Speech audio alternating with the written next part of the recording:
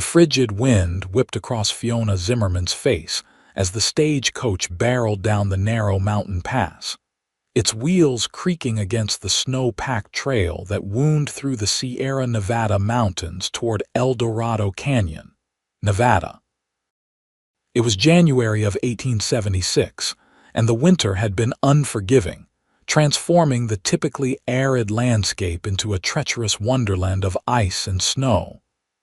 "How much longer do you reckon?" Fiona asked the driver, pulling her woolen shawl tighter around her shoulders. The last rays of sunlight were fading fast, casting long purple shadows across the pristine white landscape.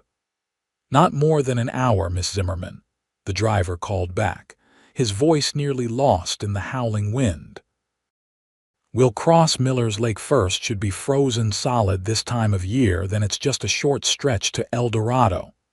Fiona nodded, sinking back against the leather seat. 6 months ago, she'd been teaching in a Boston schoolhouse, her life predictable and safe. Now she was heading to the Nevada Territory to take up a position as the new schoolteacher in El Dorado Canyon, a growing mining town that had advertised for someone with her qualifications. The other passengers, a middle-aged merchant and an elderly woman returning from visiting family in Sacramento, had fallen asleep, lulled by the rhythmic swaying of the coach. Fiona envied their ability to rest. Her mind raced with thoughts of what awaited her in El Dorado Canyon. Would the children respect her authority? Would she find friends in this remote corner of the West? At 23, she had left everything familiar behind in pursuit of adventure and independence. The stagecoach began to descend toward what must be Miller's Lake. Through the frost-covered window, Fiona could see the vast expanse of white stretching before them. The driver slowed the horses as they approached. "Miller's Lake ahead," he announced. "Frozen solid every winter for as long as I can remember." Something in his tone made Fiona uneasy. She peered out the window again, studying the frozen surface. It seemed solid enough, glittering in the fading light like a sheet of diamonds. The horses' hooves clomped onto the ice, the sound different from the crunching snow of before. The elderly woman stirred. "Are we crossing the lake?" "I don't recall doing this before." "Trail's been snowed in," the driver called back. "This is safer than trying to navigate those drifts." Fiona wasn't convinced, but she kept her concerns to herself. The driver knew these routes better than she did. The stagecoach moved slowly across the ice, the horses' steps careful and measured. Then it happened. A crack, sharp as a gunshot, split the air. The elderly woman gasped. The merchant jerked awake. Fiona felt her heart drop to her stomach. "Everyone stay still." The driver shouted, but his warning came too late. Another crack, louder this time. The coach lurched. Fiona grabbed the leather strap above her head as the floor tilted beneath her feet. The horses whinnied in terror. "Jump!" The driver yelled, but before anyone could move, the ice gave way completely. The stagecoach plunged through the surface, ice and frigid water rushing in. The elderly woman screamed. The merchant lunged for the door, but it was jammed against a chunk of ice. Water rushed in through every crack and seam, rising rapidly around Fiona's ankles. "Help!" she shouted, banging against the window with her fist. "Someone help us!" The merchant managed to force open the door on his side, allowing him and the elderly woman to scramble out onto the fractured ice. But as Fiona moved to follow, the coach shifted again, sinking deeper. The door slammed shut, trapping her inside as water rushed in faster. "Miss," the driver called from somewhere outside. "Hold on." The water was at her waist now, shockingly cold, stealing her breath away. Fiona pushed against the door, but it wouldn't budge. The window was her only hope. She pounded against it with all her strength, but the thick glass held firm. The stagecoach continued to sink, the water now at her chest. In moments, it would fill the coach completely. Fiona took a deep breath, preparing for the inevitable. Then she heard it hoofbeats thundering across the ice, followed by a man's voice shouting commands. Through the frosted glass, she caught a glimpse of a figure dismounting from a horse, moving with purpose toward the sinking coach. "Stand back," a deep voice commanded. Seconds later, the window beside her shattered in a spray of glass. A strong arm reached through, gripping Fiona's shoulder. "Take my hand," the man ordered. Fiona didn't hesitate. She grasped the outstretched hand, feeling calloused fingers close firmly around hers. With surprising strength, the man pulled her toward the broken window. The water was at her neck now, her sodden clothes weighing her down. "I've got you," the man assured her, his voice steady despite the urgency of the situation. Fiona pushed with her legs, propelling herself through the window opening. Sharp edges of glass tore at her dress, but she barely noticed. All that mattered was escaping the watery tomb the stagecoach had become. Strong hands gripped her shoulders, pulling her free of the coach just as it sank completely beneath the fractured ice. Fiona gasped for air, coughing and shivering violently as the man dragged her across the treacherous surface toward solid ground. Once they reached the shore, Fiona collapsed onto the snow, her entire body trembling uncontrollably. Through chattering teeth, she looked up at her rescuer for the first time. He stood tall against the darkening sky, his broad shoulders draped in a sheepskin coat now soaked from the rescue. A cowboy hat sat low on his brow, shadowing his features, but she could make out a strong jaw dusted with stubble and eyes as blue as a summer sky. "Xavier Zane," he said simply, removing his coat and wrapping it around her shaking shoulders. "Lucky I was riding by." Fiona tried to speak to thank him, but her teeth chattered too violently. Xavier knelt beside her, concern etched on his weathered face. "We need to get you warm," he said, his voice gruff but kind. "My cabin's not far." He looked toward the other survivors huddled together on the shore. The driver was attending to the elderly woman while the merchant paced anxiously. "Jones," Xavier called to the driver. "You and your passengers all right to make it to town?" The driver nodded. "My horses made it to shore. Coach is lost, but we can ride double to El Dorado. It's just 3 miles now." Xavier turned back to Fiona. "You're in no condition for that ride. My place is closer. I'll get you warmed up, then take you to town tomorrow." Under normal circumstances, Fiona would have protested the impropriety of going alone to a stranger's cabin. But these were hardly normal circumstances, and the bone-deep cold was becoming dangerous. "Thank you," she managed to whisper as Xavier lifted her effortlessly into his arms and carried her to his waiting horse. "Hold tight," he instructed, mounting behind her and wrapping one strong arm around her waist to steady her. "It's not far." As they rode through the gathering darkness, Fiona leaned back against Xavier's chest, drawing warmth from his solid presence. Her last thought before exhaustion claimed her was that her arrival in the West had certainly been more eventful than she'd anticipated.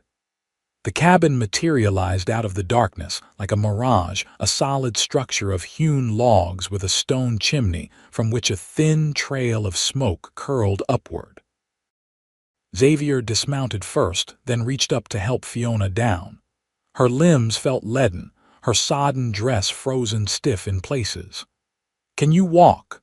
Xavier asked, his breath forming clouds in the frigid air. Fiona tried to step forward but stumbled. Without hesitation, Xavier swept her into his arms again and carried her toward the cabin door.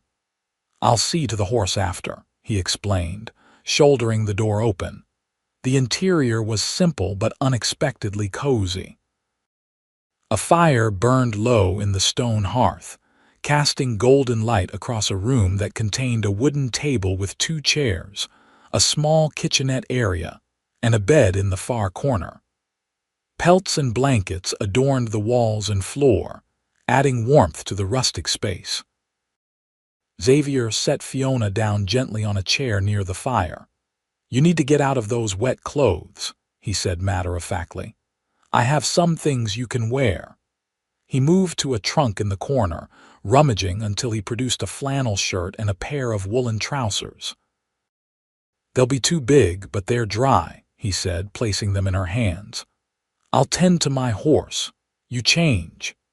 With that, he strode back out into the night, closing the door firmly behind him. Fiona sat motionless for a moment, the borrowed clothes clutched to her chest. Her mind told her she should feel scandalized by the situation, but all she felt was gratitude for this stranger's straightforward kindness. With trembling fingers, she began to undo the buttons of her frozen dress. By the time Xavier returned, she had changed into his clothes, which indeed swallowed her slender frame, and had wrapped herself in a blanket she'd found folded on a nearby chair. Her wet garments hung from a line she'd strung near the fire. Xavier stamped the snow from his boots before entering. He nodded approvingly at her changed state, then moved to stoke the fire, adding several logs until it roared with renewed vigor. "You're the new schoolteacher," he said, his back to her as he worked. It wasn't a question. "Yes," Fiona confirmed, surprised. "How did you know?" "Small town," Xavier replied, turning to face her. "Word gets around. They've been expecting you for a week now." In the firelight, Fiona could see her rescuer clearly for the first time. He was younger than she'd initially thought, perhaps 30 or so. His features were striking, a straight nose, high cheekbones, and those remarkable blue eyes that seemed to hold depths she couldn't fathom. A scar traced a thin line from his left temple to his jaw, telling of a life that hadn't always been gentle. "I'm Fiona," she offered. "Fiona Zimmerman." "I know that too," Xavier said with a slight smile that transformed his serious face. "Like I said, small town." He moved to the kitchenette area, filling a kettle with water from a bucket and placing it over the fire. "You need something hot inside you," he explained. "Tea's the best I can offer." "Tea would be wonderful," Fiona said, her voice steadier now that warmth was returning to her body. "And thank you, Mr. Zane, for saving my life." Xavier shrugged, as if pulling women from sinking stagecoaches was an everyday occurrence. "Lucky timing is all. I was heading back from checking my traps when I heard the commotion." "Are you a trapper then?" Fiona asked, curious about the man who had so dramatically entered her life. "Among other things," Xavier replied. "I hunt, trap, guide when someone needs it. Been thinking of trying my hand at ranching, but that takes more capital than I've managed to save." The kettle began to whistle, and Xavier busied himself preparing 2 mugs of tea. He handed one to Fiona, then sat in the chair opposite her.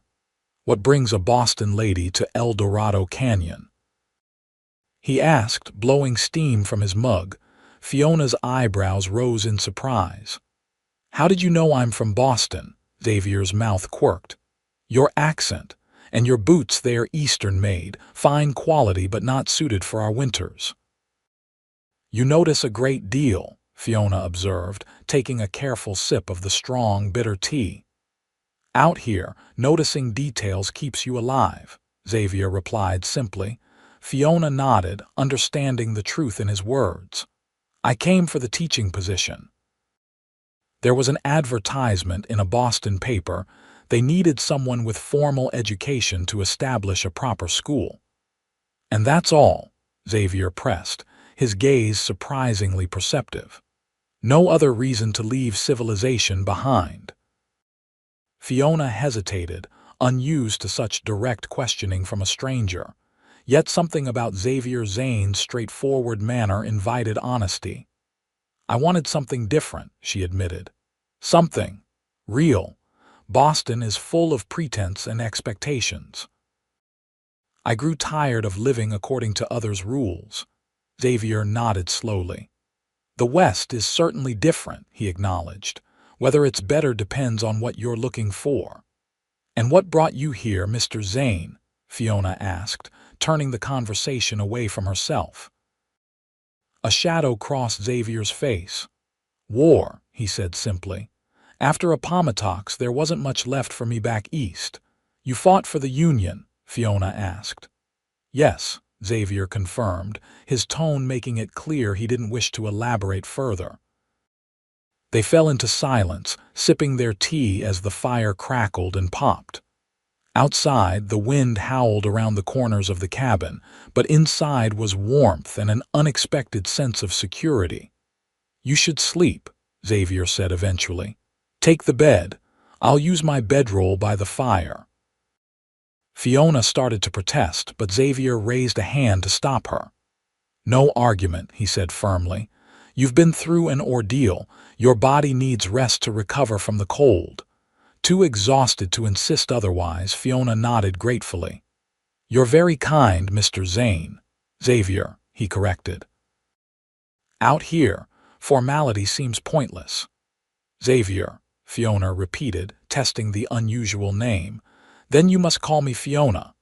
He nodded once, then busied himself arranging his bedroll while Fiona moved to the simple bed in the corner.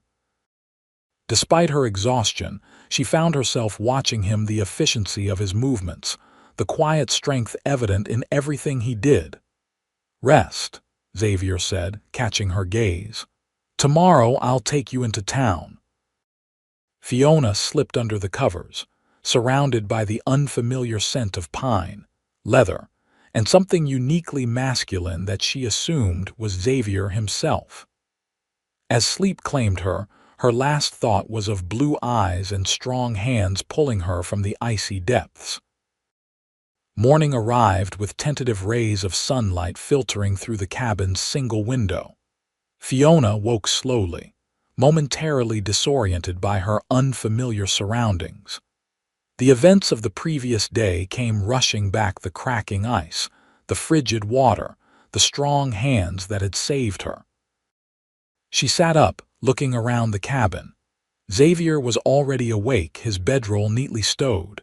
He stood at the small stove, frying something that filled the cabin with a mouth-watering aroma. "Good morning," he said without turning. "Your clothes should be dry." "Not entirely clean, but better than wearing mine into town." "Thank you," Fiona replied, suddenly self-conscious about her disheveled appearance. She ran a hand through her tangled chestnut hair, wishing for a brush. "There's water in the basin if you want to wash up," Xavier offered, as if reading her thoughts. "Food will be ready soon." Fiona gathered her now dry clothes and retreated behind a screen Xavier had thoughtfully set up in one corner. She changed quickly, grateful to be back in her own garments despite their wrinkled state.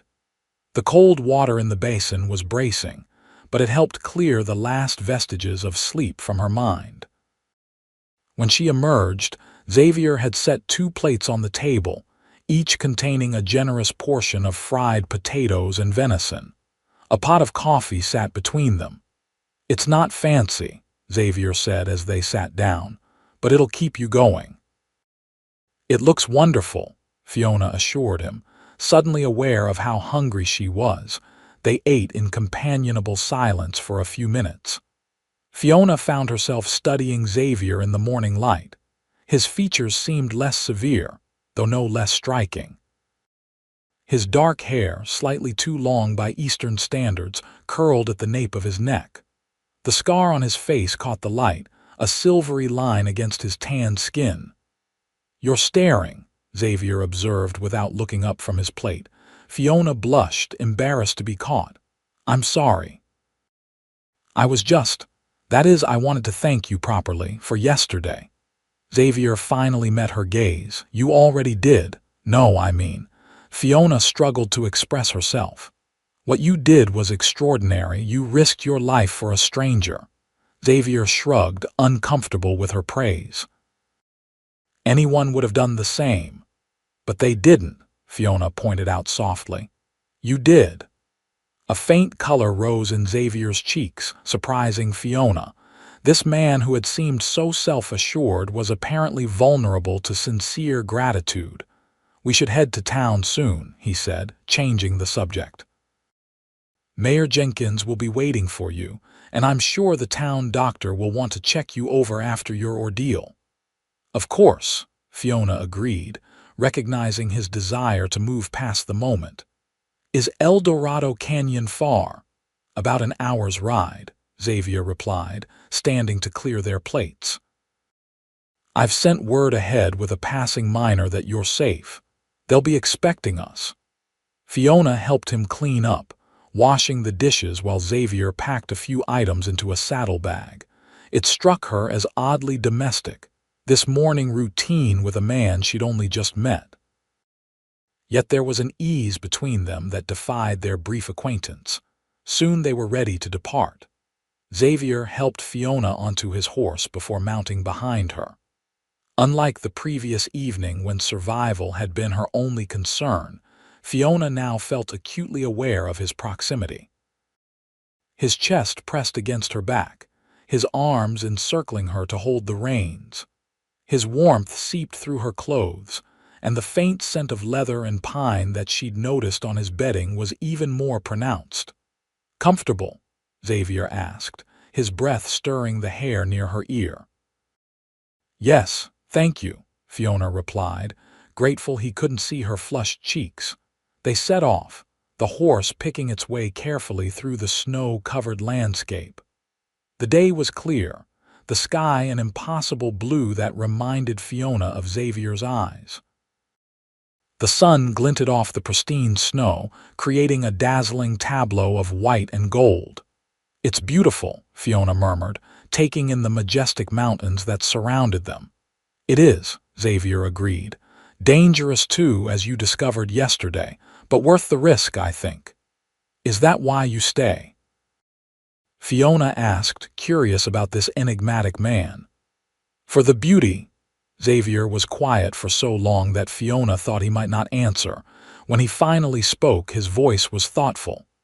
"After the war, everything back east seemed confined. Too many people, too many memories. Out here a man can breathe, can be judged by what he does, not where he came from or which side he fought for." "You fought for the Union," Fiona recalled. "I did," Xavier confirmed. "But it wasn't as simple as North and South, not for my family. My brother chose the Confederate side." "Oh," Fiona said softly, understanding the weight of his words. "Did he?" "Survive? Yes," Xavier said. "Though sometimes I wonder if either of us truly survived what we saw, what we did." The raw honesty in his voice touched Fiona deeply. This wasn't casual conversation. Xavier was sharing something fundamental about himself. "Is he out west too?" she asked. "No," Xavier replied. "He returned to our family home in Maryland, tried to rebuild what the war destroyed. And you came here instead." "I couldn't go back," Xavier said simply. "Not after everything. The West offered something I needed, a fresh start with no expectations." Fiona nodded, though he couldn't see the gesture. "That's not so different from my reasons." Xavier's arms tightened slightly around her, an acknowledgement of their shared understanding. They rode in silence for a while, each lost in their own thoughts. As they crested a hill, El Dorado Canyon came into view below. It was larger than Fiona had expected, a proper town with several streets of buildings, not just the mining camp she had imagined. Smoke rose from chimneys, and even from this distance, she could make out people moving about their business. "That's El Dorado," Xavier said unnecessarily. "Not San Francisco, but it's growing. The silver mines have been productive. It looks promising," Fiona said, trying to mask her nervousness about her new home. Xavier seemed to sense her anxiety. "The people are good," he assured her. "Rough around the edges, some of them, but decent at heart. They've been looking forward to having a proper school for their children."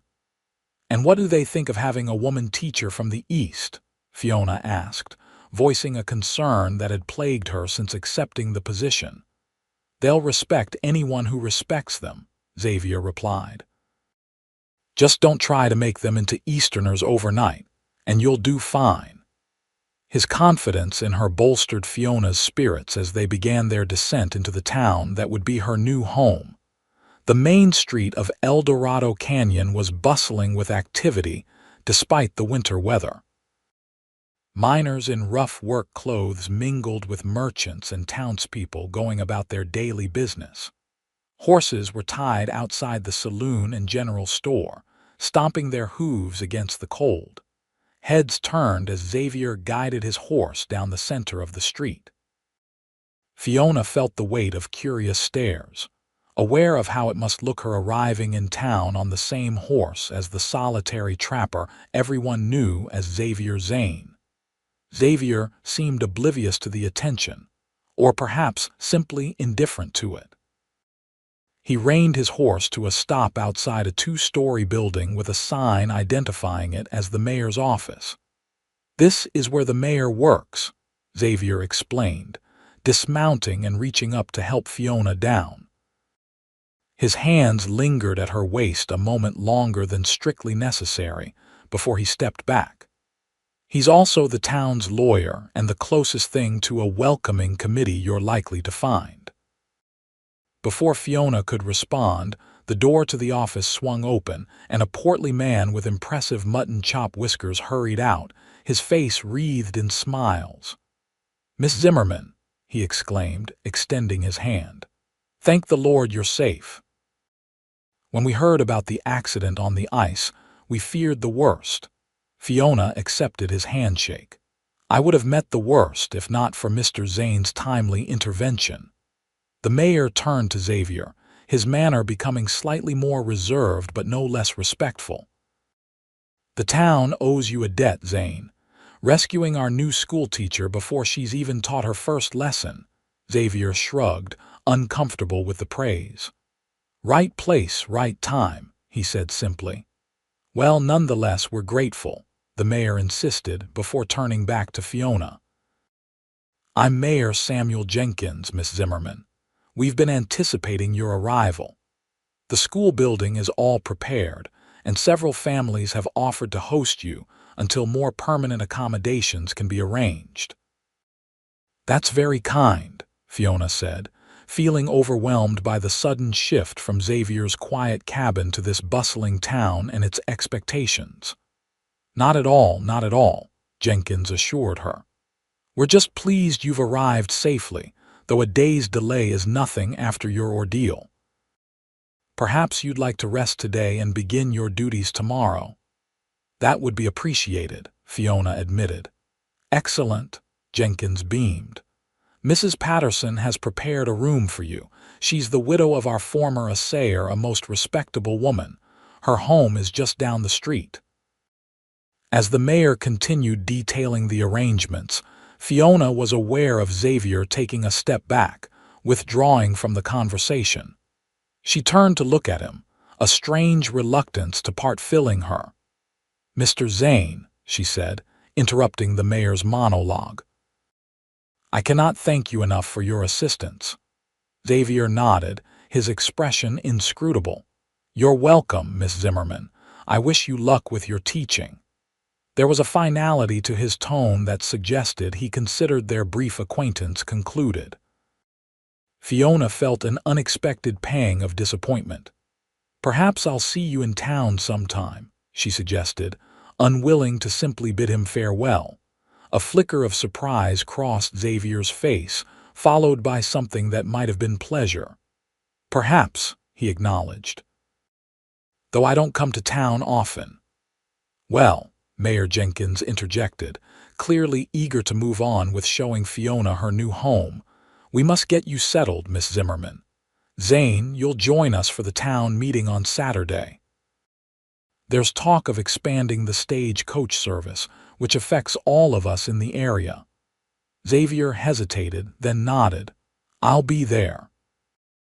With that, he tipped his hat to Fiona, mounted his horse, and rode off down the street, leaving Fiona to watch his retreating figure with a mixture of gratitude and a strange sense of loss.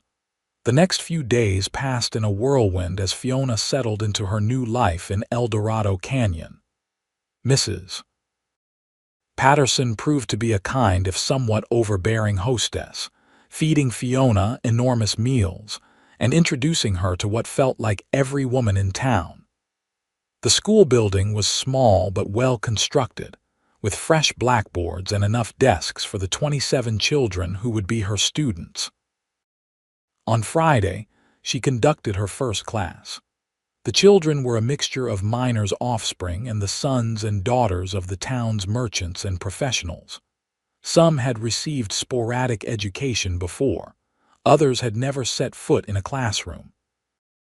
All regarded her with a combination of curiosity and wariness that gradually gave way to engagement as she worked to make their lessons interesting and relevant to their lives. By the end of that first day, Fiona felt exhausted but exhilarated. This was why she had come west to make a difference, to build something meaningful. The children had responded well to her, and several parents had stopped by to thank her and express their support for the school.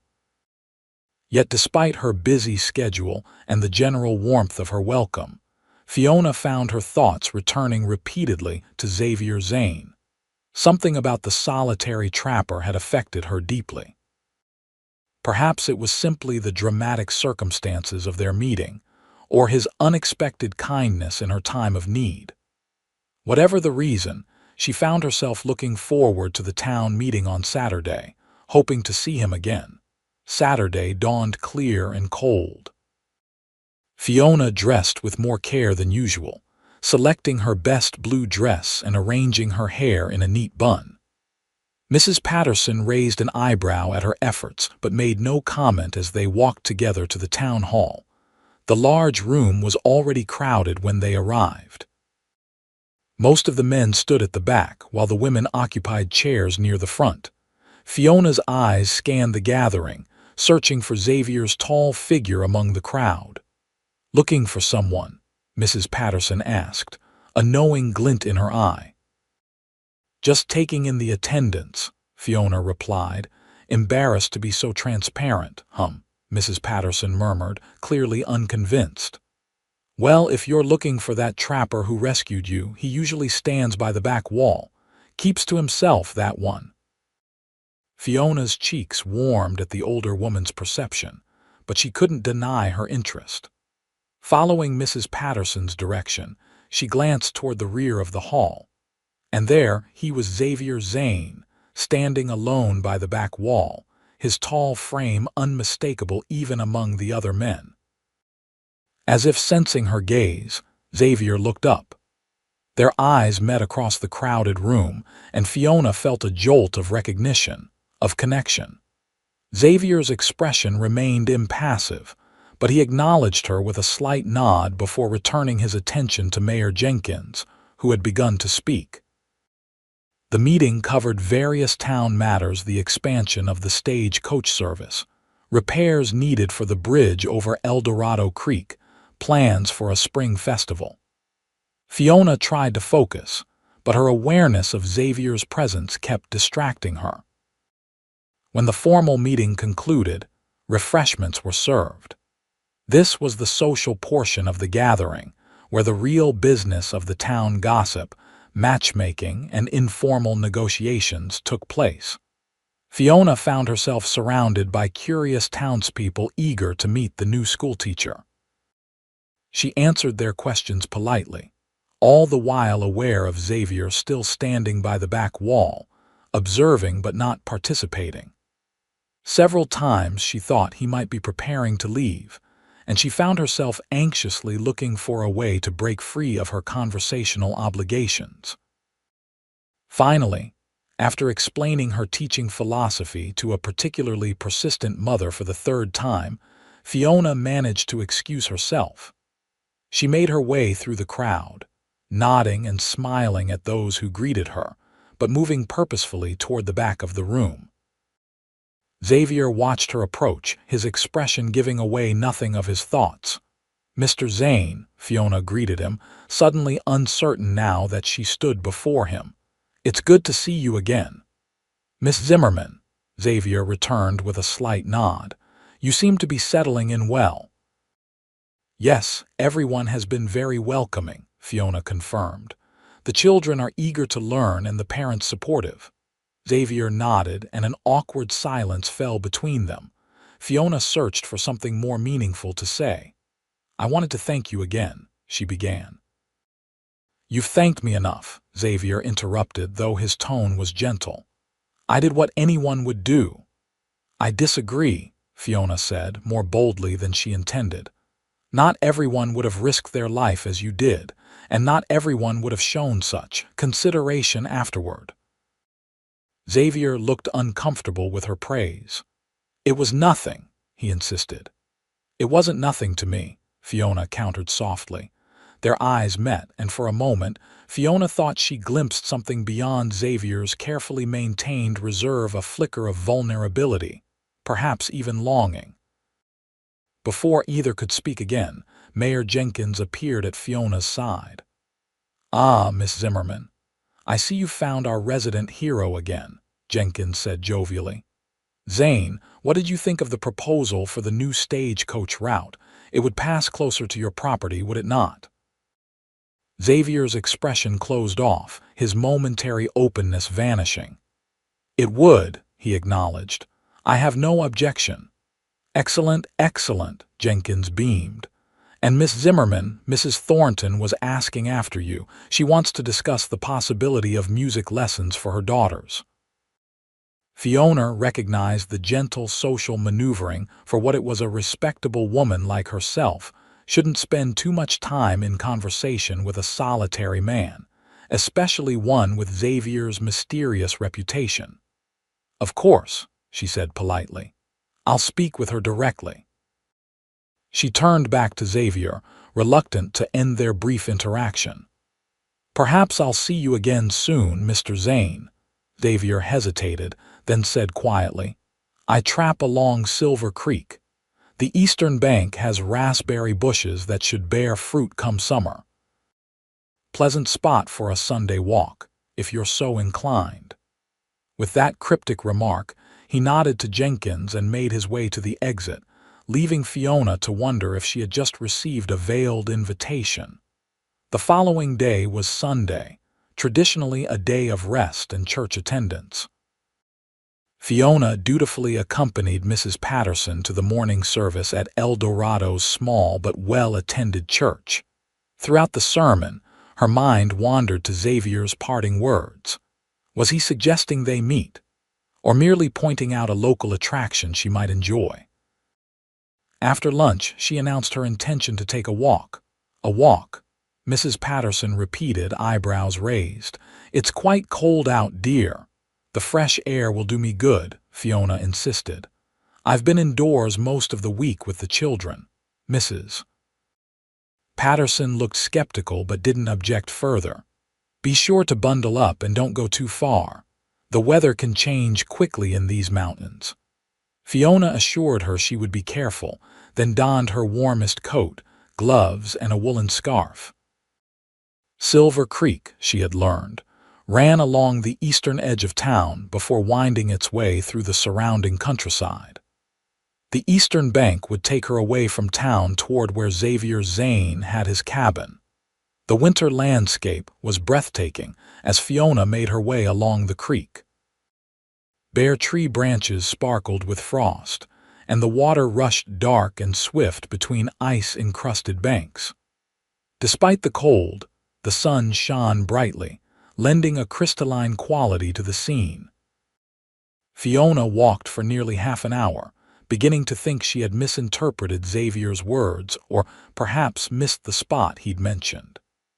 Just as she was considering turning back, she rounded a bend in the creek and saw a cluster of bare raspberry bushes on a small rise.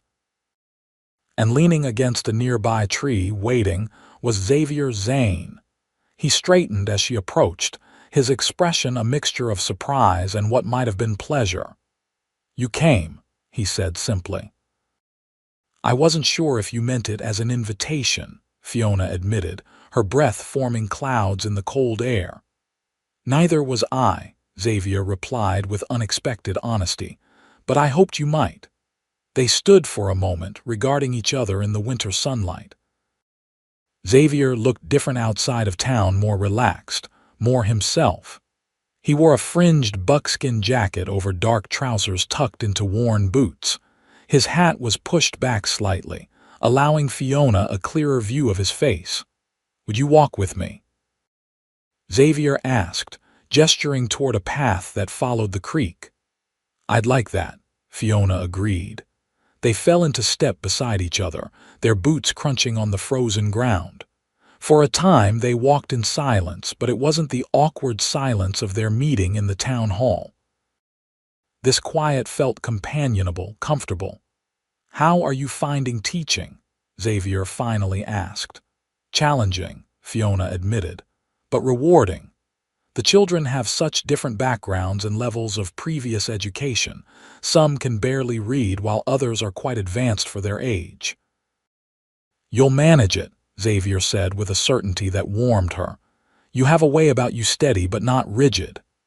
"That's a very perceptive observation," Fiona noted, surprised by his insight. Xavier shrugged. "I watch people. Have to in my line of work." "You learn to read a person quickly when your life might depend on it." "And what do you rate in me?" Fiona asked, curious despite herself. Xavier glanced at her, his blue eyes thoughtful. "Someone who came west looking for more than just a teaching position.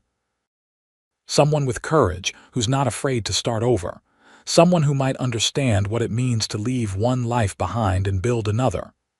His assessment was so accurate it left Fiona momentarily speechless. "You see a great deal," she finally said. "Only what you show," Xavier replied.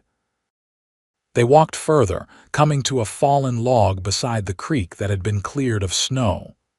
Xavier gestured for Fiona to sit, then joined her, keeping a respectful distance between them. "Why did you really leave Boston?" he asked, his gaze on the rushing water. Fiona considered deflecting the question, but found herself wanting to be honest with this man who had saved her life, and now seemed genuinely interested in understanding her. "My father died 2 years ago," she began. "He was a professor at Harvard, a good man, but very traditional. My mother had passed many years before. After father's death, my older brother expected me to either marry quickly or live as his dependent, helping his wife with their children." "Neither option appealed to you," Xavier guessed. "No," Fiona confirmed. "I had my teaching certificate. I'd worked as a governess and then as an assistant in a girls' school. I wanted more than the narrow life my brother envisioned for me." "So you answered an advertisement for a position across the country," Xavier concluded. "Yes," Fiona said with a small smile. "My brother was scandalized. He called it a wild, improper adventure." "And has it been?" Xavier asked, a hint of amusement in his voice. "A wild adventure? Well, I nearly drowned in a frozen lake within sight of my destination," Fiona pointed out dryly. "I'd call that fairly wild." Xavier's laugh surprised her, deep and genuine, transforming his serious face. "Fair point," he conceded, "though that's not typical, even for the West." Their conversation flowed easily after that. Xavier told her more about his life as a trapper and hunter, about the seasons in the mountains and the animals he tracked. Fiona shared stories of her students and her impressions of El Dorado Canyon. They discovered a shared love of reading. Xavier kept a small but eclectic library in his cabin, books being one of the few luxuries he allowed himself. The winter sun began to dip toward the mountains, reminding Fiona that she should return to town before dark. "I should go back," she said reluctantly. "Mrs. Patterson will worry." Xavier nodded, standing to offer her his hand. As she took it and rose, Fiona was acutely aware of his touch, warm and strong even through their gloves. "May I walk you back?" Xavier asked, still holding her hand. "Won't that cause talk?" Fiona asked, though she didn't withdraw her hand. "Probably," Xavier acknowledged. Does that concern you? Fiona considered the question seriously. Her reputation as the schoolteacher was important, yet she was unwilling to pretend she didn't enjoy Xavier's company simply to avoid gossip. Let them talk, she decided. You saved my life. Surely I'm allowed to walk with you occasionally. Xavier's smile was quick and genuine. Occasionally, he repeated. Does that mean you'd be willing to meet again? I would, Fiona confirmed, feeling a flutter of anticipation at the prospect. They walked back toward town side by side, close but not touching, their conversation continuing easily. As they neared the outskirts of El Dorado Canyon, Xavier slowed his pace. This is probably far enough, he said. No need to set the gossips' tongues wagging more than necessary. Fiona knew he was right, but felt a pang of disappointment nonetheless. Will I see you next Sunday? She asked boldly. If you wish it, Xavier replied, his eyes holding hers. I do, Fiona said simply. Xavier nodded, a smile playing at the corners of his mouth. Until Sunday, then. He tipped his hat to her and turned back toward the creek, leaving Fiona to watch him go before making her own way into town. True to his word, Xavier met Fiona by the raspberry bushes the following Sunday, and the Sunday after that. These weekly walks quickly became the highlight of Fiona's life in El Dorado Canyon. Away from the prying eyes of the townspeople, she and Xavier could speak freely, learning each other's histories, thoughts, and dreams. February gave way to March, and the first hints of spring began to appear in the mountain landscape. The snow receded from the lower elevations, and tiny green shoots appeared on the raspberry bushes. Xavier showed Fiona how to identify animal tracks, how to spot the first wildflowers emerging from the snow, how to read the weather in the patterns of clouds. In turn, Fiona shared her knowledge of literature and science, topics Xavier had studied independently but never formally. She brought books from the small town library to their Sunday meetings, and they sometimes spent hours discussing a particularly interesting passage or debating philosophical questions raised by the authors. As the weeks passed, Fiona became increasingly aware of her growing feelings for Xavier. His initial reserve had gradually melted away, revealing a man of deep intelligence, quiet humor, and surprising tenderness. She found herself thinking of him throughout the week, looking forward to their meetings with an eagerness that sometimes alarmed her. Yet despite their obvious connection, Xavier maintained a certain distance. His gaze might linger on her face, his hand occasionally brush hers as they walked, but he made no declaration, sought no formal understanding between them. Sometimes Fiona wondered if she had imagined the attraction she felt growing between them. By early April, the gossip in town about their Sunday walks had become impossible to ignore. Mrs. Patterson made increasingly pointed remarks about suitable companions for a schoolteacher. Several of the miners' wives exchanged knowing glances when Fiona mentioned anything related to the wilderness or hunting. Even Mayor Jenkins had taken to giving her concerned looks when Xavier's name arose in conversation. One Thursday evening in mid-April, as Fiona was preparing to leave the schoolhouse, she found Mayor Jenkins waiting outside. "Miss Zimmerman," he greeted her, his usual joviality somewhat subdued. "Might I have a word?" "Of course, Mayor," Fiona replied, her heart sinking as she suspected the topic of conversation. Jenkins escorted her a short distance from the school, clearly wanting privacy for whatever he had to say. "Miss Zimmerman," he began hesitantly, "you've been an excellent addition to our community. The children are thriving under your instruction, and the parents are universally pleased with your methods." "Thank you," Fiona said cautiously. "I'm glad to hear it." "Yes, well," Jenkins continued, clearing his throat uncomfortably, It's precisely because of your value to the community that I feel compelled to speak with you about a matter of reputation. My reputation, Fiona asked, though she knew exactly what he meant. Your association with Xavier Zane, Jenkins clarified. While we're all grateful for his heroic rescue of you, and while he is certainly a respected member of the wider community, he's not the sort of companion typically deemed suitable for a lady in your position. Fiona felt a flash of indignation. Mr. Zane is a gentleman of intelligence and integrity, she said firmly. I see nothing unsuitable in our occasional walks. Jenkins sighed. I understand your perspective, Miss Zimmerman. Truly I do. Zane is indeed an honorable man in his way. But he's also a loner, a man with a past he rarely discusses. There are rumors I have no interest in hearing, Fiona interrupted, more sharply than she'd intended. Nevertheless, Jenkins pressed on, as mayor, I must consider the welfare of the entire community. The school board has expressed concern. They fear that your continued friendship with Zane may eventually lead parents to question your judgment. That's absurd, Fiona protested.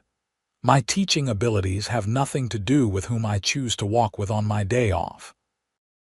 In a small town like El Dorado, everything is connected, Jenkins explained gently. Fair or not, that's the reality. Fiona took a deep breath, struggling to maintain her composure. What exactly are you asking of me, Mayor Jenkins? Jenkins looked relieved that she had cut to the heart of the matter. The board would prefer that you limit your interactions with Zane to public group settings. No more private Sunday walks. Or, Fiona prompted, hearing the implicit threat. Jenkins had the grace to look uncomfortable. Or they may need to reconsider the terms of your employment when the school year ends in June. Fiona felt as though she'd been slapped. The unfairness of it burned in her chest. I see, she said coldly. Thank you for making the situation clear, Mayor Jenkins. I'll need time to consider my response. Jenkins nodded, clearly relieved the conversation was concluding. Of course. Take all the time you need. Just, perhaps postpone this Sunday's walk while you deliberate. Without waiting for her answer, he tipped his hat and hurried away, leaving Fiona standing alone outside the schoolhouse, her thoughts in turmoil. That night, sleep eluded her. She paced her small room at Mrs. Patterson's house, weighing her options. She loved her work at the school. The children needed her, and she had begun to implement programs that were making a real difference in their education. To abandon that work would be a serious sacrifice. Yet the thought of giving up her friendship with Xavier and the possibility that it might develop into something more was equally painful. In their conversations by Silver Creek, she had found an intellectual equal, and a man whose quiet strength and hidden depths fascinated her. The connection between them felt rare and precious. By morning, Fiona had reached a decision. After school on Friday, she wrote a brief note and asked one of her older students, a reliable boy whose family lived near Silver Creek, to deliver it to Xavier's cabin. The note contained just a few lines, asking Xavier to meet her at their usual spot an hour earlier than normal on Sunday. Sunday dawned clear and mild, the spring sunshine warming the mountain landscape. Fiona dressed with care, selecting a simple but becoming green dress that Xavier had once commented brought out the color of her eyes. She left Mrs. Patterson's house claiming a headache that prevented her from attending church, then made her way to Silver Creek once the town was occupied with the morning service. Xavier was already waiting when she arrived, his tall figure silhouetted against the greening landscape. As she approached, Fiona noted that he too had dressed with more care than usual, wearing a clean shirt and his best coat. "You're early," Xavier observed, though her note had specified the earlier meeting time. I needed to speak with you privately, without worrying about getting back to town too late, Fiona explained. Something in her tone must have alerted Xavier to the seriousness of the situation. His expression grew concerned as he gestured toward their usual log by the creek. Once they were seated, Fiona turned to face him directly. "Mayor Jenkins spoke to me on Thursday," she began, "about our Sunday walks." Xavier's jaw tightened. "I suspected this might happen eventually. He informed me that the school board disapproves of our association," Fiona continued, the word tasting bitter in her mouth. "They've implied that my position may be at risk if I continue to see you privately." Xavier's expression darkened. "They have no right," he began, then stopped himself. After a moment, he asked more calmly, "What do you intend to do?" Fiona took a deep breath. "That depends in part on you." "On me," Xavier repeated, clearly surprised. "Yes," Fiona confirmed, gathering her courage. "These past months, getting to know you has been important to me." "More than important, but I need to know if I'm alone in feeling that way." Xavier looked at her intently, his blue eyes searching her face. "You're not alone," he said quietly. "Not at all." Hope bloomed in Fiona's chest. "Then I need to know what you want, Xavier. Because if these walks, these conversations, are all you seek from me, then perhaps it would be wiser to respect the board's wishes. But if you want more, if you feel as I do, then I'm prepared to fight for that, regardless of the consequences." Xavier stood abruptly, taking a few steps away from the log. His back to her, he ran a hand through his dark hair in a gesture of frustration. "It's not that simple, Fiona," he said, his voice rough with emotion. "Why not?" Fiona challenged, rising to face him as he turned back toward her. "Because I have nothing to offer you," Xavier said bluntly. "I'm a trapper, a hunter. I live in a one-room cabin miles from town. You're educated, refined. You deserve better than a life of hardship with a man haunted by war." "Shouldn't that be my decision?" Fiona asked softly. "What I deserve, what I want." "You don't understand what you're saying," Xavier insisted. "The life I lead, I understand perfectly," Fiona interrupted. "I came west seeking authenticity, seeking a life that meant something real. I found purpose in my teaching, yes. But I found something else too, something I wasn't looking for but now can't imagine living without." She took a step closer to him, close enough to see the conflict in his eyes, the longing he tried to suppress. "I found you, Xavier," she said simply. "And I don't want to lose you because of narrow-minded gossip or your own misguided notion of what's best for me." Xavier stood very still, his gaze never leaving her face. Then, slowly, he raised a hand to cup her cheek, his touch infinitely gentle. "I've been fighting this since the day I pulled you from that stagecoach," he admitted, his voice low. "Telling myself it was impossible that you would eventually see me for what I am and turn away." "And what are you?" Fiona asked, leaning slightly into his touch. "A broken man," Xavier said honestly. "Changed by war, by loss, not the kind of man a woman like you should tie herself to." "You're wrong," Fiona said firmly. "I see you clearly, Xavier Zane. I see your strength, your intelligence, your compassion. I see the man who risked his life for a stranger, who treats everyone with respect regardless of their station, who loves books and ideas and the wild beauty of these mountains." Xavier's hand trembled against her cheek. "Fiona," he said, her name a prayer on his lips. "Are you certain?" "Truly certain. Because once I stop fighting this, I don't think I can go back." In answer, Fiona placed her hand over his, holding it against her face. "I've never been more certain of anything," she whispered. The barrier that had held Xavier back finally crumbled. He drew her into his arms, his lips finding hers in a kiss that began tentatively but quickly deepened into something that left them both breathless. Fiona wound her arms around his neck, pressing herself closer, feeling the rapid beat of his heart against her chest. When they finally broke apart, Xavier rested his forehead against hers, his breathing uneven. "I love you," he said simply. "I think I have since the moment I saw you through that stagecoach window, your eyes wide with fear but still full of determination." "I love you too," Fiona replied, the words coming easily, naturally. "Enough to face whatever consequences come from this." Xavier straightened, his expression resolute. "You won't face them alone," he promised.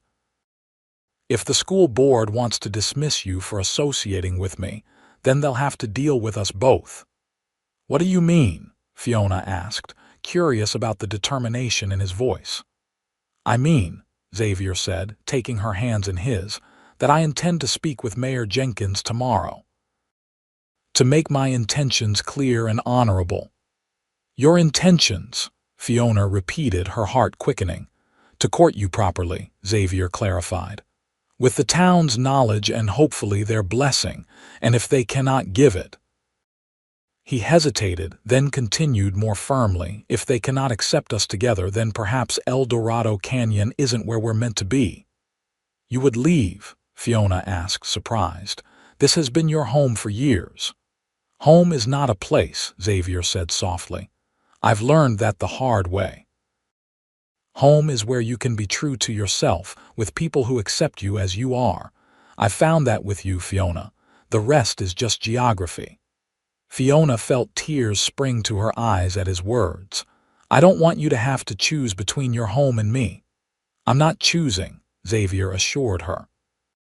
"I'm just acknowledging what I already know, that my life is better with you in it, wherever that might be." He kissed her again, sealing his declaration, and Fiona melted into his embrace, the worries about her position temporarily forgotten in the joy of his newfound openness. When they parted, Xavier kept his arm around her waist as they walked slowly back along the creek. "We should return to town," he said reluctantly, "and face whatever comes together." "Together," Fiona agreed, leaning against his solid strength.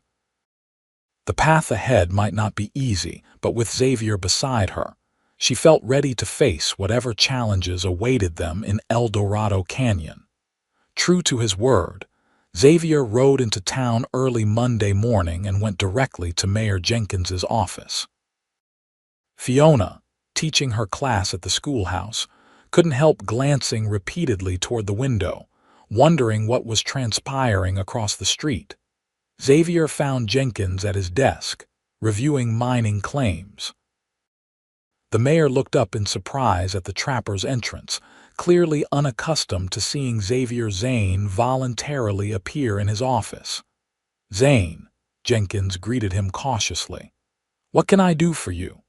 I understand you spoke with Miss Zimmerman regarding our—" "Friendship," Xavier said without preamble. Jenkins sighed, setting down his papers. "I did," he confirmed. "As mayor, it's my responsibility to—" "I'm not here to debate your responsibilities," Xavier interrupted. "I'm here to inform you of my intentions toward Miss Zimmerman." Jenkins raised his eyebrows. "Your intentions?" "I intend to court her properly," Xavier stated firmly, "with the knowledge and, I hope, the blessing of this community." Jenkins leaned back in his chair, studying the tall man before him. "Court her," he repeated thoughtfully. "With an eye toward marriage, yes," Xavier confirmed without hesitation. "I see." Jenkins drummed his fingers on his desk, considering. "That does alter the situation somewhat. A proper courtship, conducted openly and with honorable intent, would certainly be viewed differently by the board than clandestine meetings." "There was nothing clandestine about our walks," Xavier pointed out, an edge to his voice. "Perhaps not," Jenkins conceded. "But perception matters in a small community like ours." "And how would the community perceive a formal courtship?" Xavier pressed. Jenkins considered the question carefully before responding. "There would be talk, certainly. Some would approve, others wouldn't. But if your intentions are honorable, and if Miss Zimmerman continues to perform her duties as admirably as she has thus far. He spread his hands. I believe the board could be persuaded to take no further action regarding her position. Xavier nodded, satisfied with this assessment. Good. Because Miss Zimmerman is an exceptional teacher and this town would be foolish to lose her over gossip and narrow-mindedness. Jenkins smiled slightly. On that, we agree completely. He stood, extending his hand across the desk. You have my support, Zane, for whatever that's worth. Xavier accepted the handshake, somewhat surprised by the mayor's easy acquiescence. Thank you, he said simply. As Xavier turned to leave, Jenkins added, She's changed you, you know, for the better, I think. Xavier paused at the door, considering this observation. Perhaps, he acknowledged. Or perhaps she simply helped me remember who I was before the war. With that, he departed, leaving Jenkins thoughtfully stroking his mutton chop whiskers. Word of Xavier's visit to the mayor spread through El Dorado Canyon with remarkable speed. By the time Fiona dismissed her class that afternoon, she was aware of the curious glances and whispered conversations that followed her through town. Mrs. Patterson met her at the door with raised eyebrows and a flurry of questions that Fiona deflected as gently as possible. That evening, a knock at Mrs. Patterson's front door revealed Xavier, hatless and bearing a small bouquet of early spring wildflowers. Mrs. Patterson, for once, seemed at a loss for words as she admitted him to the parlor where Fiona waited, her heart racing at this public declaration of his intentions. Miss Zimmerman, Xavier greeted her formally, though his eyes conveyed a warmth that was for her alone. I wondered if you might permit me to escort you to dinner at the hotel restaurant this evening. Fiona accepted the flowers with a smile that matched the brightness in her eyes. I would be delighted, Mr. Zane. And so began their official courtship, conducted under the watchful eyes of El Dorado Canyon. Xavier called at Mrs. Patterson's house 3 evenings a week. They attended church together on Sundays, followed by dinner with various town families who, seeing the mayor's tacit approval, had begun to extend invitations to the unlikely couple. Their Sunday walks continued, though now they were no secret. Sometimes they were joined by others' children from Fiona's class curious about the forest, or townspeople who suddenly discovered an interest in the natural world. But often they were allowed the privacy that had become precious to them, walking hand in hand along Silver Creek, talking and dreaming together. Spring advanced into early summer, and with it came the end of the school year. The school board, far from dismissing Fiona, offered her a renewed contract with a modest increase in salary. The threat that had once loomed over her happiness with Xavier had dissipated in the face of their open courtship and the community's gradual acceptance. One warm evening in late June, Xavier took Fiona on a ride into the mountains. They traveled on horseback, Fiona now comfortable enough on her own mount after weeks of Xavier's patient instruction. He led her to a high meadow ablaze with wildflowers, a clear stream running along one edge and the breathtaking panorama of the surrounding peaks spread before them. It's beautiful, Fiona breathed, dismounting to wade through knee-high grasses dotted with blue, yellow, and purple blossoms. I found it my first year here, Xavier explained, securing their horses before joining her. I come back every summer when the flowers bloom. I've never brought anyone else. Fiona turned to him, touched by the significance of his sharing this special place. Thank you for bringing me, she said softly. Xavier took her hands in his expression serious. I brought you here for a reason, Fiona. Her heart began to race as he continued, These past months with you have been the happiest of my life. You've brought light back into a world that had grown dark for me.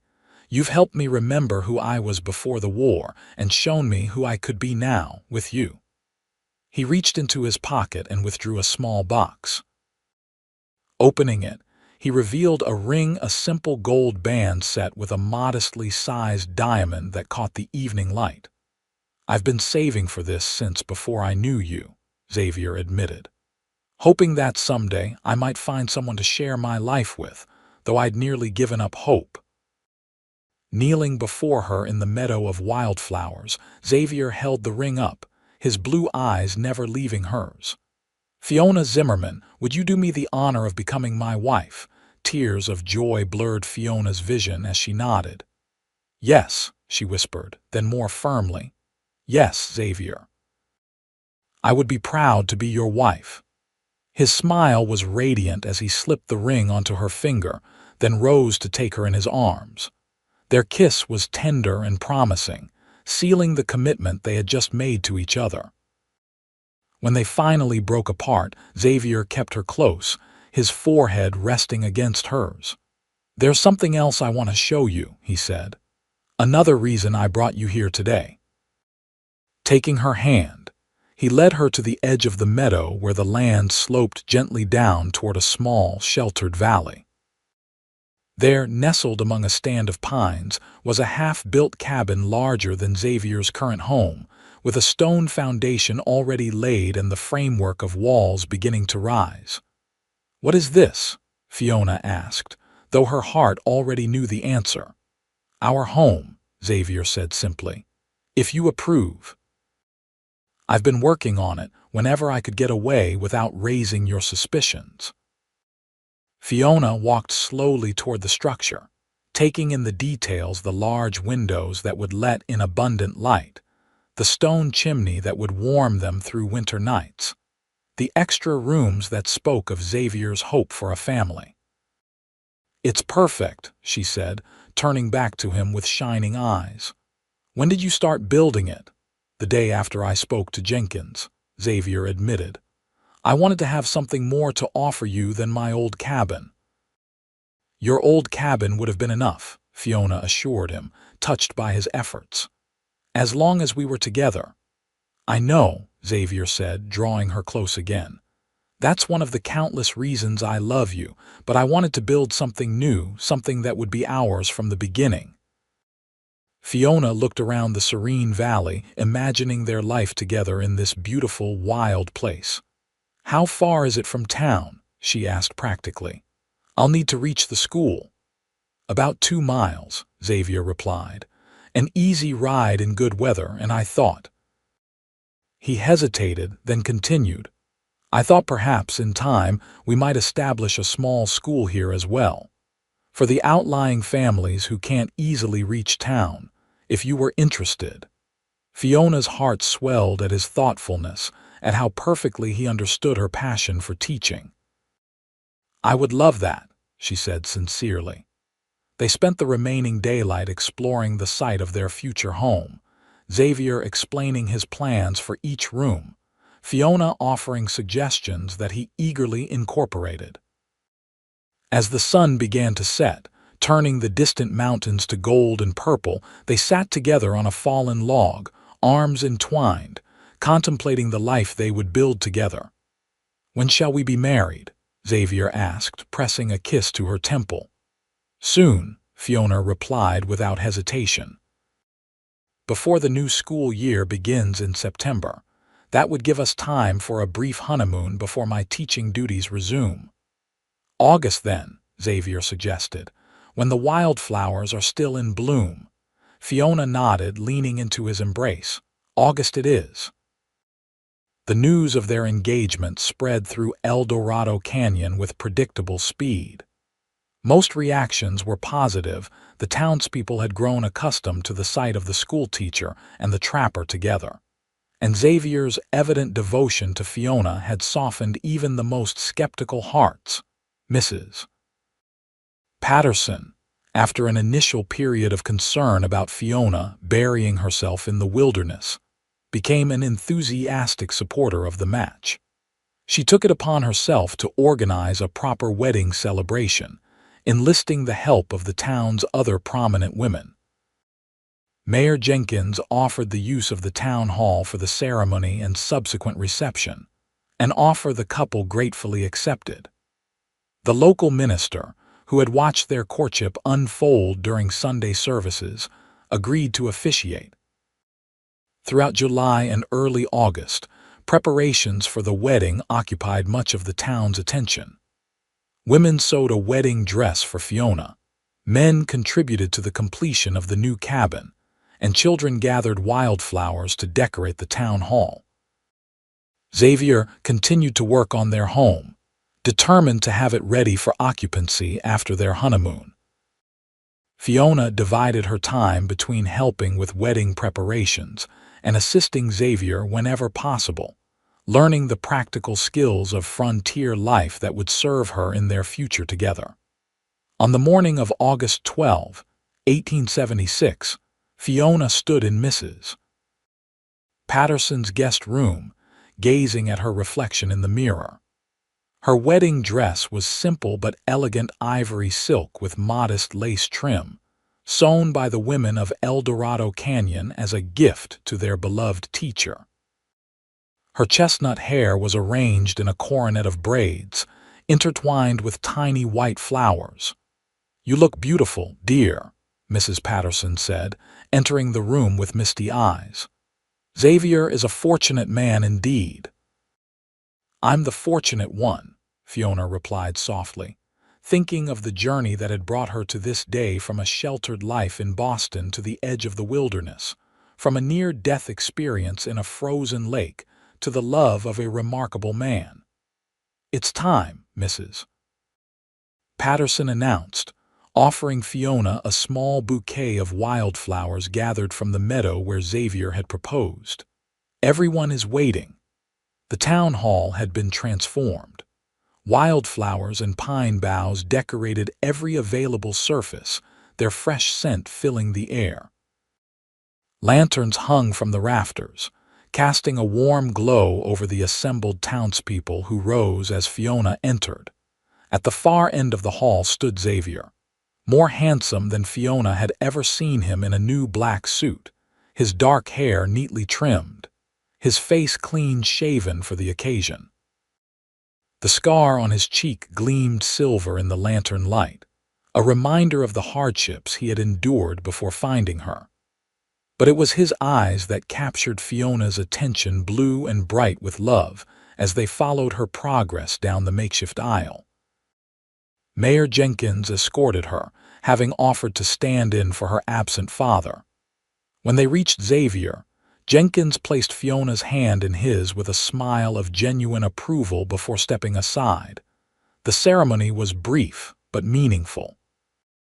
They exchanged vows they had written themselves, promises to support each other's dreams, to face life's challenges together, to build a home filled with love and learning. Xavier's voice was steady as he pledged himself to her. Fiona's trembled slightly with emotion. When the minister pronounced them husband and wife, Xavier drew Fiona into a kiss that managed to be both respectful of their audience and deeply expressive of his feelings for her. The townspeople erupted in cheers and applause, genuinely happy for the couple who had overcome social expectations and initial disapproval to find love. The celebration that followed lasted well into the night. There was dancing to the music of local fiddles, a feast prepared by the town's best cooks, and toasts to the health and happiness of the newlyweds. Xavier, normally reserved in social situations, surprised everyone with his attentive hosting and even joined Fiona for several dances, revealing a grace that belied his frontier appearance.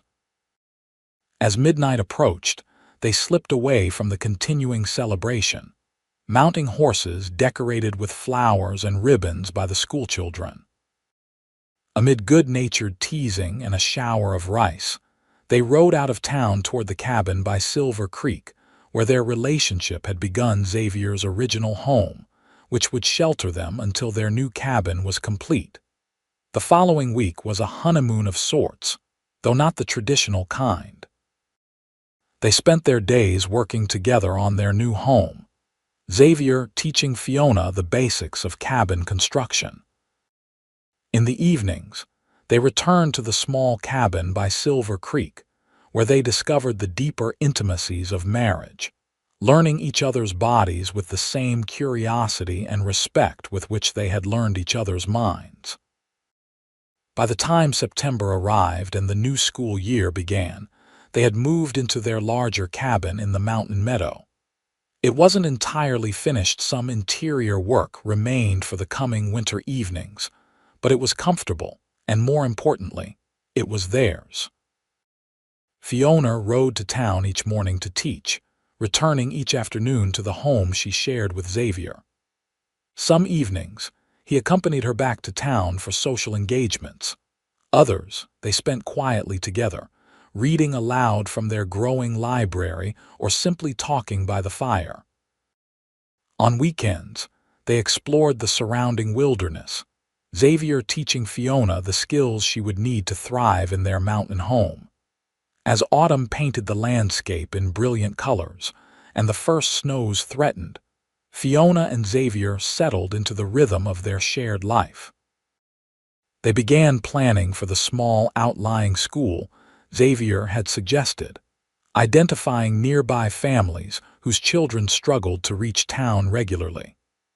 Fiona designed a curriculum while Xavier started construction on a simple one-room schoolhouse adjacent to their home. Winter arrived early that year, blanketing their meadow in snow by late October. Xavier had prepared well, stocking their cabin with firewood and preserves to see them through the coldest months.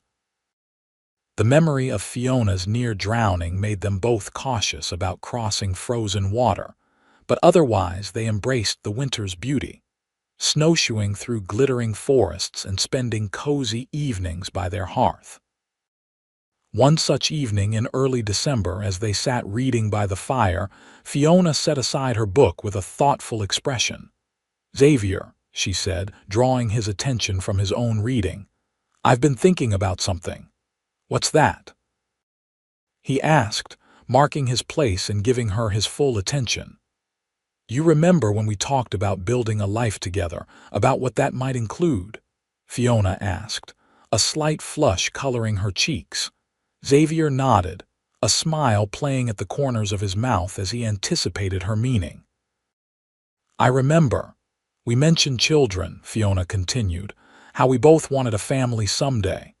"We did," Xavier confirmed, his eyes now fixed intently on her face. "Are you suggesting that someday might be approaching?" Fiona's smile bloomed fully. "Not approaching," she corrected gently. "Arrived. I'm quite certain that I'm with child." Xavier was across the room in an instant, kneeling beside her chair and taking her hands in his. "A baby," he said, wonder and joy mingling in his voice. "Our baby." "Due in summer, I think," Fiona said, "around the time of our first anniversary." Xavier placed a hand reverently on her still flat stomach. "Are you happy about this?" he asked, searching her face. "It's happening sooner than we planned." "I'm overjoyed," Fiona assured him, "though I admit to some nervousness. We're rather isolated here, especially in winter." "We'll be prepared," Xavier promised. "I'll make sure of it, and by summer the roads will be clear for the doctor to reach us if needed." He rose, pulling Fiona to her feet and into his arms. "A family," he murmured against her hair. "Something I never thought I'd have after the war." "You've given me so much, Fiona." "We've given each other a new beginning," she corrected, lifting her face for his kiss. "And now we're giving that same gift to our child." The months that followed were busy ones. Xavier worked through the winter to complete their home and the small schoolhouse, adding a nursery adjacent to their bedroom. When spring arrived, bringing with it easier travel, he journeyed to the nearest large town to purchase supplies for the baby: a cradle, soft blankets, and the medical necessities that might be required for the birth. Fiona continued teaching in town until late May, when her advancing pregnancy and the difficulty of the daily ride led her to accept a temporary replacement for the remainder of the term. Instead, she focused on establishing the small outlying school at their home. By June, 5 children from nearby homesteads were coming regularly for lessons, and Fiona found this more intimate teaching setting deeply rewarding. As her due date approached, the women of El Dorado Canyon took turns visiting, bringing gifts for the baby and offering advice to the first-time mother. Mrs. Patterson practically moved in for the last 2 weeks, determined that her former boarder should have proper female assistance when her time came. On the morning of August 10, 1877, 2 days before their first wedding anniversary, Fiona went into labor. Xavier sent one of the older boys from a neighboring homestead to fetch the town doctor, then settled in to support his wife through the birth of their child. The labor was long but uncomplicated. Throughout the day and into the evening, Xavier remained by Fiona's side, holding her hand, bathing her forehead with cool water, and murmuring encouragement as she worked to bring their child into the world. The doctor arrived just in time to assist with the final stages. Shortly after midnight, as August 10th became August 11th, a lusty cry announced the arrival of their son. Xavier cradled the newborn with tears in his eyes while the doctor attended to Fiona. "He's perfect," Xavier whispered, bringing the swaddled infant to Fiona's side. "Strong and healthy, just like his mother." Fiona reached out to touch her son's tiny face, overwhelmed by the love that flooded her heart. "What shall we name him?" she asked, though they had discussed possibilities for months. Xavier gazed down at the baby, then at his exhausted but radiant wife. "James," he suggested, "after my brother, if that's all right with you." Fiona nodded, understanding the significance of the name and the healing it represented for Xavier. "James Xavier Zane," she pronounced. "A good, strong name for a boy who will grow up in these mountains." Xavier leaned down to kiss her forehead. "Thank you," he said simply, the words encompassing gratitude not just for her acceptance of the name, but for everything she had brought into his life. The following day, as Fiona rested with baby James, Xavier stood on the porch of their cabin, gazing out at the wildflower meadow now in full summer bloom. The small schoolhouse stood nearby, ready to welcome students again once Fiona had recovered. Their home was complete, warm and inviting, filled with books and handcrafted furniture, and now, the soft sounds of their newborn son. He thought back to that winter day 18 months earlier, when he'd been riding back from checking his traps and had heard the commotion on Miller's Lake. How close he had come to missing that moment, to riding on without investigating. How different his life would have been if he hadn't seen the stagecoach sink through the ice, hadn't broken that window and pulled Fiona to safety. The door opened behind him, and Mrs. Patterson stepped out, wiping her hands on her apron. "Fiona's asking for you," she said with a smile. "That boy of yours is hungry again." Xavier thanked her and went inside to his family. Fiona sat propped up in bed, their son cradled in her arms, her face tired but peaceful. She looked up as Xavier entered, her smile as bright as it had been the day he'd proposed in the wildflower meadow. "There you are," she said softly. "We were missing you." Xavier sat beside her on the bed, slipping an arm around her shoulders and reaching out to touch his son's tiny hand. The baby's fingers curled instinctively around his father's thumb, a grip surprisingly strong for one so small. "I was just thinking," Xavier said, pressing a kiss to Fiona's temple, "about how fortunate we are." "Because of James?" Fiona asked, smiling down at their son. "Because of everything," Xavier clarified. "Because a stagecoach fell through ice with you inside and I happened to be riding by to pull you out." Fiona leaned against him, understanding perfectly what he meant. Some might call it chance, she mused, or luck. And what would you call it? Xavier asked, curious about her perspective. Fiona considered for a moment, watching their son's peaceful face as he nursed. Destiny, perhaps, she finally said. Or simply love finding its way to us through ice and fear and all the expectations that might have kept us apart. Xavier nodded, satisfied with her answer.